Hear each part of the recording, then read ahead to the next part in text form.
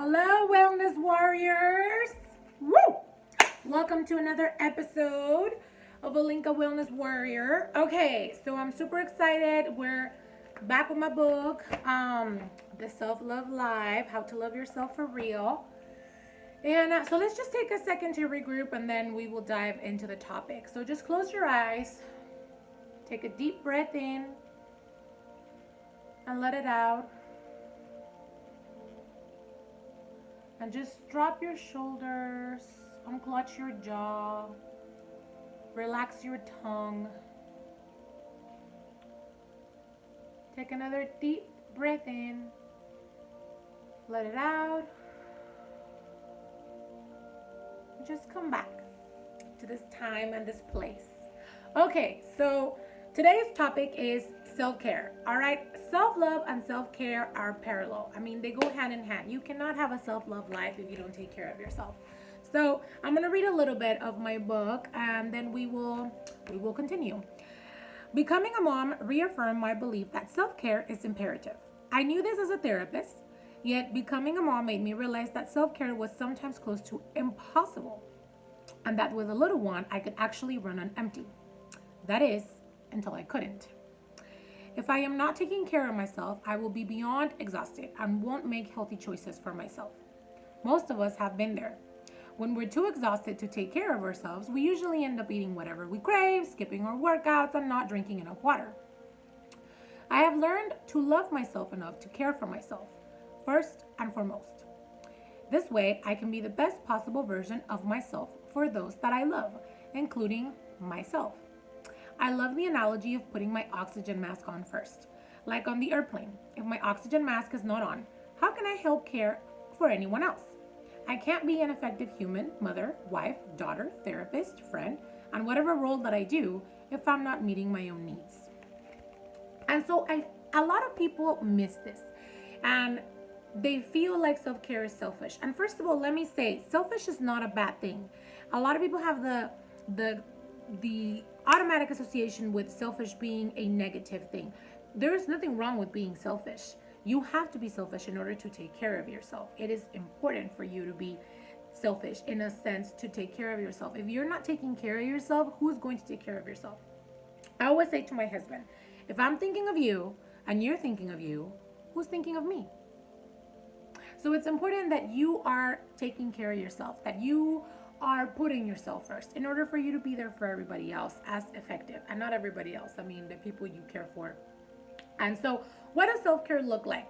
It's not taking a hot bath and drinking champagne on a Friday night and chocolate cake. That's like industrialized self-care. That's like the self-care that people are like trying to sell you. And we're at a point where the country is running on empty, that the citizens are just so burned out that they're just selling all this consumerism. Is like, here, buy self-care. Self-care is not something you buy into. Self-care is a way of life. It is a philosophy that you practice as a human being. It is making sure you eat on time, making sure you drink your water, making sure you do your workouts, making sure you get your steps in, making sure that you say no without feeling guilty and say yes without being resentful, making sure that your yes is a yes, your no is a no, making sure that you are using your voice, communicating what you feel, that you're taking time for your hobbies, your needs, that sometimes self-care is literally staying in and maybe not going out to eat with your friends because you don't have the money, and then that's going to stress you out if you go out and spend something you don't have.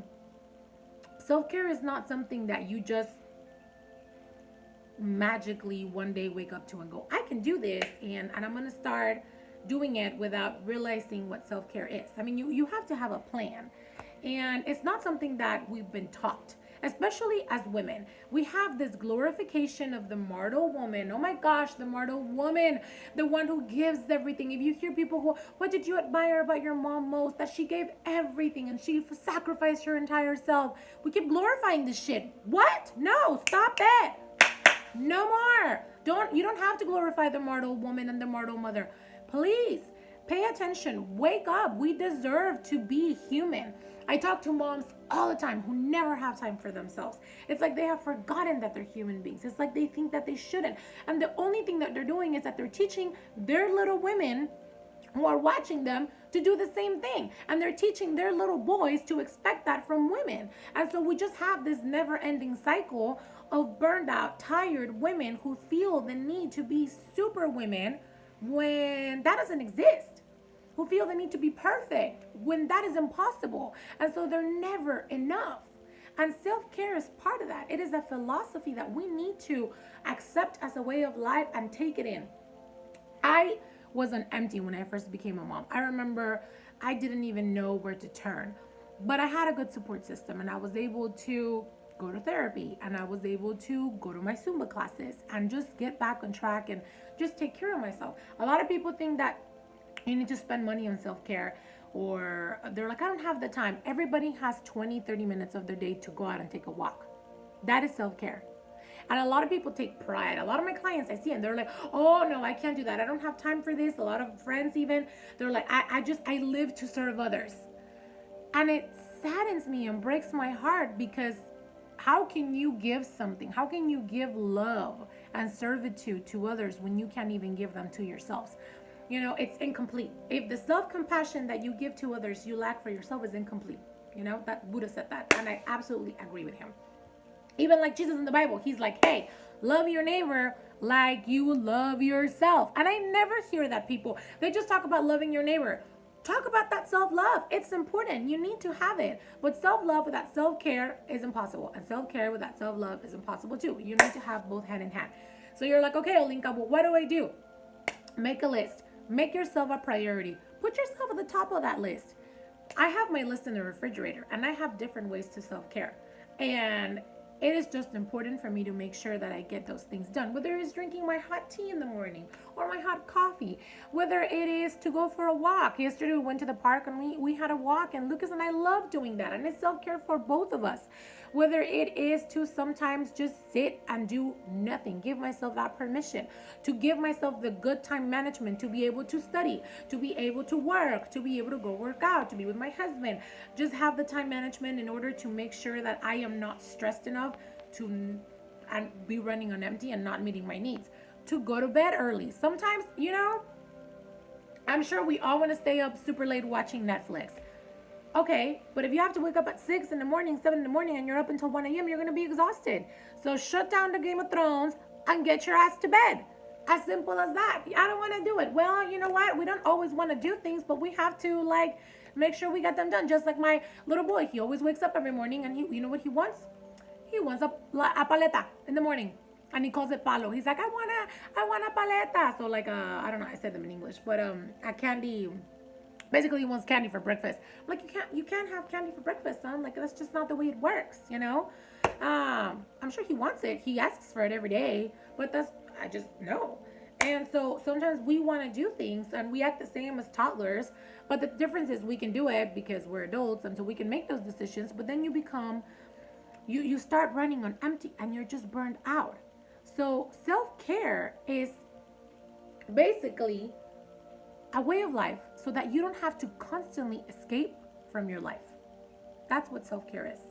Making sure that you don't hate your life because you're so exhausted and burned out and tired and broke and this and that because you're taking care of yourself.